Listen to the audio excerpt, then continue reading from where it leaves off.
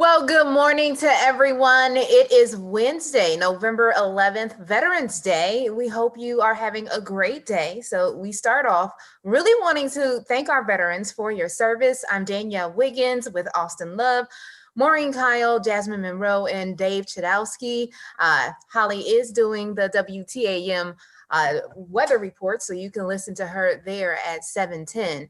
And this is your on the go post show. So, right now, what we're asking for you to do, we want to honor our veterans throughout the region. So make sure you comment and let us know if you want to honor a veteran today. We have a lot of other things to talk about as well. Really crossing divides and uniting people this week. We'll get to that in just a second. But first, I want to turn to the Go team. Austin, I see you. You're to my right here on my screen. You're the first one I see. With veterans. Is there any veteran that you want to honor this morning or give a shout out to? Of course. And whenever I'm broadcasting from my home, of course, I'm thank you for all the veterans out there, but I have one in particular. It's my grandpa. If you ever see me reporting live from home, you'll see his picture. His name's Art Jacobson. He passed a few years ago, but served very proudly in World War II, where he was it was the Air Force, but before it was the Air Force, it was the Army Air Corps. So he served there and was a turret gunner and a navigator. So he always gave us directions when we were growing up, always remembered everything. And it's so funny. So he grew up in a really small town. He was the oldest in Blanchardville, Wisconsin. I think at the time there was probably like less than 100 people. So he says that there was more cows than people there. So he had the option, since he was the oldest, to either go into war or continue to be on the farm and work there. Since he was the oldest, he had that option. He's like, I hate farming. I'll rather die and go to war than farm. So that he did that. And so it just was very proud of his service. So of course we're very proud of him and always happy to show him off. And it's so funny just how different it was back then. So he met my grandma. They like very vaguely met and whatever. Then he was shipped away to war.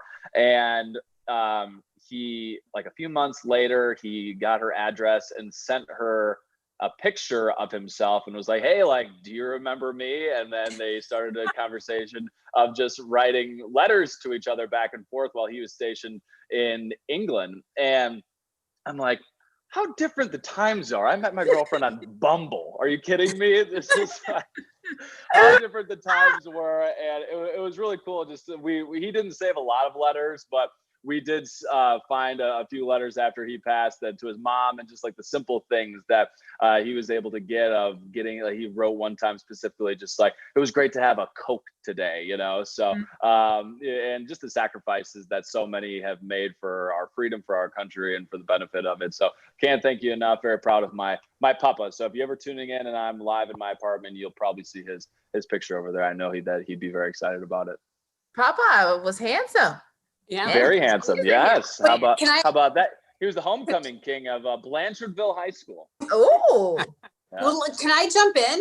Only because I wonder if our grandpas knew each other, Austin. Yeah. Because my grandpa was on B-17s. I found a picture of him here, and it's gonna be. Oh, he's handsome too, Mo.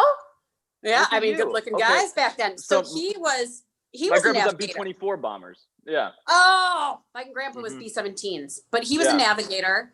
And he had the craziest stories. Let me tell one really quick. I'll try and condense it. So he, like these poor guys, they're going over there. They had just gotten married. My grandpa got married 2 weeks before he shipped out. One of his really close friends was over there. He tells the story. They never knew when they were going to go do a raid on Germany or anything like that. Like they'd get shaken in the middle of the night, like get in the plane, go, you're dropping bombs. And so he said that one of his close friends found out that his wife had a son. Obviously he wasn't there. He was over, in Europe, and he got drunk. He got like just drunk because he found out he's a dad. Hey, yeah. In the middle of the night, they get the toe shaken, and his friend was still drunk. They had to load him in, and whatever this guy's job was, and I feel like I'm botching the story. Like he was supposed to take roll call, like, okay, are you here? they just made a nest for him in the plane. They stuck him over in the plane, and my grandpa and the other guys just kind of like covered for him and did whatever.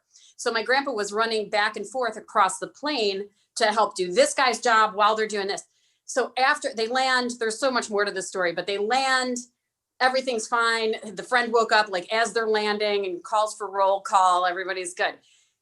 Then they get called into the office and they're like, you know, Cassidy, anything happened? That was my grandpa's last name. Anything weird happened in this raid? Anything different? Anything? And they're like, nope, everything was good. Nope, everything's good. And they're like, there's a hole in the plane where you should have been standing. So they got shot. The plane got shot, and my grandpa standing there, he wouldn't have made it. Wow. They're crazy. Because no Maureen Kyle. He was running back and forth. Yeah, no Maureen Kyle would have existed, but he was running back and forth doing this other guy's, like, covering for his friend. Wow. So the plane probably got shot, like, while he's covering for his friend. Like, he had a million stories like that. That's like a deeper meaning, Mo. Like, how helping someone else out really saved his life. Yeah.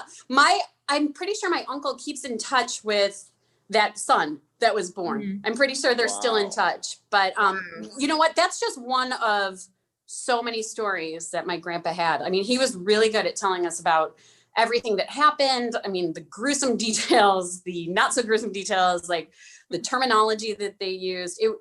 They really are just the greatest generation. They're incredible. Honestly. Yep. And those of you watching on Facebook and YouTube, we want to hear your stories as well. So remember, you can put those comments in our section there, the comment section, like Jim Jarrett.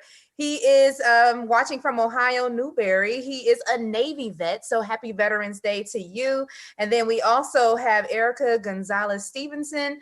She's watching with us, and she's shouting out her husband, Kyle Stevenson, who I'm guessing is a veteran as well. Jasmine, what about you? Well, my Uncle Sean, I never got a chance to meet him.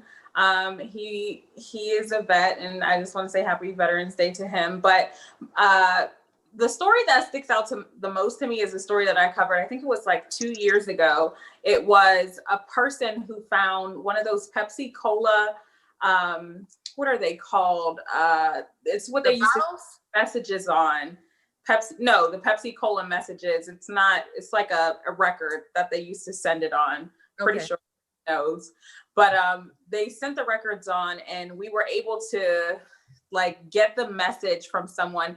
They left that message inside of, I think it was a jewelry box. And they sent the message to the person. So we were able to connect the two together, and she was able to hear her father's voice on this. It's not an 8-track, but it's like, I can't remember what they're called, but it was like an incredible story. We did it on the morning show, and it was just like a Veterans Day that I won't forget. Just, keeping those things, those little trinkets that you'll never forget, those messages, those letters that you tend to read to your kids when you get older. You don't think anything of it during that time, but my grandmother pretty much saved everything from my Uncle Sean.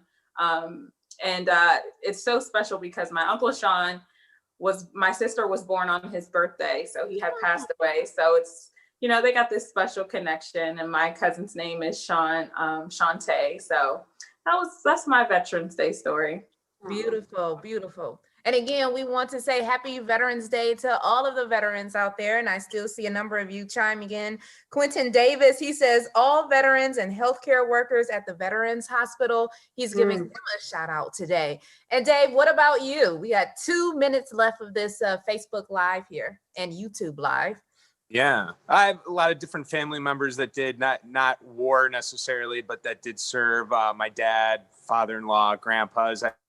Both of my grandparents passed away when I was relatively young. So I don't really remember any great stories. I know my father-in-law has a good story, but don't have enough time to really get into it. But my wife still wears his jacket.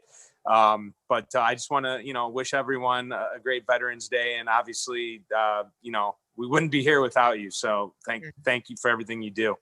Yeah, thank you for the freedoms that you have allowed for us to have through your service. And Angela the Champ Evans, hello Angela. She's saying that she's thanking herself because she's a member of the U.S. Navy. So thank you, Angela, for representing the women out there. I love that. Shayla Smith, hello to you. So we definitely appreciate that. And we have one last minute left. And one thing that we're doing this week is a series about United We Stand, where people in our community are coming together to bridge divides. I did one today about racial reconciliation, to pastors in Summit County coming together. Jasmine and Austin have stories coming up. 30 seconds each of you. Austin, your stories tomorrow. Give me 30-second preview of it for our viewers to watch at 4:30. All right, set the timer. All right, so I shot it yesterday, and a story about how this it's a bar in Westlake. They are teaming up with some people in the community and kids in specific. They're writing letters to elderly people across the street at the residence home there. So kind of cool to hear about, read these different letters between the two and learning about different generations, and also adding comfort to those that are in, the assisted living facilities that can't go out and do things right now. So a nice little story for you tomorrow morning. Jasmine, Austin took 10 seconds of your time. 20. Sorry. Gotta give Mama Dave off. That was pretty spot on. Everybody knows I love kids, so mine is uniting kids from two different worlds. They will be painting a beautiful painting, fingers together, all creating one world. So you'll be able to see that on Friday morning. Love it. Thank you so much. Happy Veterans Day, everybody. You can see Mo, Dave, and Holly during the Today Show. See you tomorrow at 4:30 on Go. Bye.